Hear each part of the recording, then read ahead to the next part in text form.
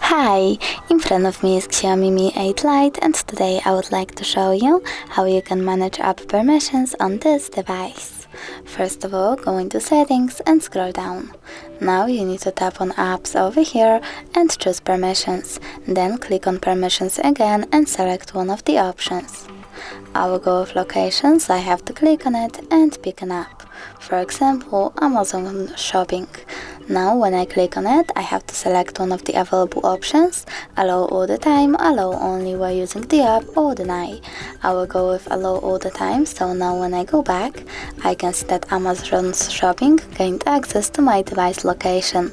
But you can also tap on one of your apps, like camera, click on see all camera permissions and manage them from here. Thanks so much for watching. If you enjoyed this video, smash that like button, comment and don't forget to subscribe. Bye!